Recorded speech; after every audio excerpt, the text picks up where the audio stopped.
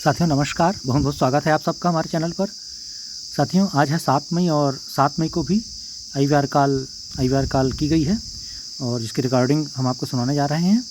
चलिए देखते हैं कि इसमें कौन कौन से नए प्रश्न पूछे गए हैं और उनका सही उत्तर क्या होना चाहिए। चलिए फिर रिकॉर्डिंग सुन लेते हैं। चलिए शुरू करते हैं। कौन बनेगा करोड़पति में आपका स्वागत है। कृपया हमें बताएं कि आप किस भाषा में इस कॉल को जारी रखना चाहते हैं। हिंदी के लिए 1 दबाइए, इंग्लिश के लिए 2 दबाइए। इस मोबाइल नंबर से केबीसी के लिए रजिस्टर किया गया है। मैं रजिस्टर करने वाले व्यक्ति से बात करना चाहती हूँ। यदि आपने रजिस्टर किया है तो 1 दबाइए। यदि आपने रजिस्टर नहीं किया है तो 2 दबाइए। यदि आप अगले राउंड के लिए चुने जाते हैं तो आपको मई 2024 और जून 2024 के बीच ग्राउंड ऑडिशन के लिए यात्रा करनी होगी। क्या आप इस दौरान उपलब्ध रहेंगे? यदि हाँ तो 1 दबाइए, यदि नहीं तो 2 दबाइए। यदि आप ऑडिशन के बाद मुख्य दौर के लिए चुने जाते हैं तो आपको जुलाई 2024 और दिसंबर 2024 के बीच कुछ दिनों के लिए शूट के लिए मुंबई आना पड़ सकता है। क्या आप इस दौरान शूट के लिए उपलब्ध रहेंगे? यदि हाँ तो 1 दबाइए, यदि नहीं तो 2 दबाइए। कृपया अपना रजिस्ट्रेशन पूरा करने के लिए अब पूछे जाने वाले प्रश्नों के उत्तर दें। 26 अप्रैल 2024 तक पूर्ण वर्षों में अपनी आयु दर्ज करें। अपनी आयु 20 के बाद कीपैड पर टाइप करें। कृपया अपना जेंडर चुनें। यदि आप पुरुष हैं तो 1 दबाइए। यदि आप महिला हैं तो 2 दबाइए। यदि आप अन्य, कृपया वह स्थान चुनें जहां आप रहते हैं। मुंबई के लिए 1 दबाएं, दिल्ली के लिए 2 दबाएं, गुजरात। यदि आप ग्रेजुएट हैं तो 1 दबाइए, यदि नहीं तो 2 दबाइए। इनमें से कौन सी श्रेणी आपके कामकाज का सबसे अच्छा वर्णन करती है? अगर आप सरकारी कर्मचारी हैं या सशस्त्र बलों में हैं तो 1 दबाइए। यदि आप स्वनियोजिता या उद्यमी हैं तो 2 दबाइए। IT, BPO या कानूनी अथवा वित्तीय सेवाओं के लिए 3 दबाइए। यदि आप शिक्षक, छात्र, शोधकर्ता या वैज्ञानिक हैं तो कृपया 4 दबाइए।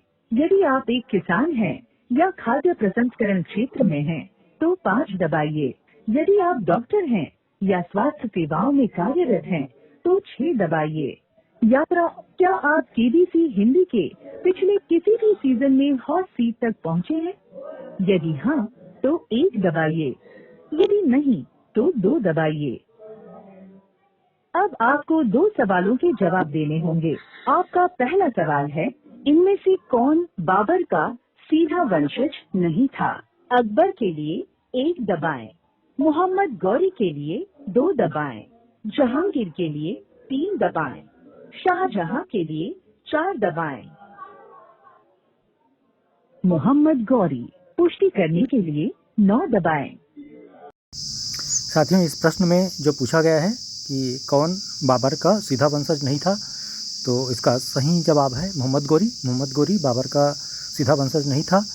तो सही उत्तर सेलेक्ट कर लेंगे और पुष्टि करने के लिए 9 की प्रेस करेंगे। चलिए अगला प्रश्न सुनते हैं। आपका दूसरा सवाल है, मार्च 2024 में इनमें से किस राज्य या केंद्र शासित प्रदेश के मुख्यमंत्री को गिरफ्तार किया गया था?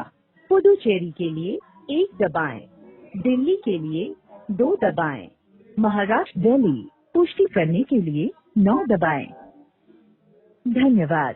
यदि आप अगले तो साथियों जैसा कि आप जान रहे हैं करंट अफेयर्स का सवाल है ये, जिसका सही उत्तर है दिल्ली या दिल्ली। तो सही ऑप्शन आप चयन कर लेंगे और पुष्टि करने के लिए, उत्तर को कंफर्म करने के लिए 9 की प्रेस करेंगे। तो इस तरह से आपका उत्तर जो है वो सबमिट हो जाएगा। तो इस तरह से हमने देखा आज की जो 7 मई है, 7 मई को जो आईवीआर कॉलिंग हुई है उसकी रिकॉर्डिंग हमने देखा, उसका सही जवाब भी हमने देखे। तो इस तरह से आप अपना सभी सही ऑप्शन सेलेक्ट करके सबमिट कर लेंगे और अगले राउंड की तैयारी अच्छे से करते रहिए। करंट अफेयर्स और जीके की तैयारी अच्छे से करते रहिए, किताबें पढ़ते रहिए और समाचार वगैरह देखते रहिए। इससे क्या है, जनरल नॉलेज और जो जीके और करंट अफेयर्स है उसकी तैयारी जो अच्छे से हो जाएगी। तो चलिए मिलते हैं फिर अगले वीडियो में। बहुत बहुत धन्यवाद आप सबका। Thank you for watching.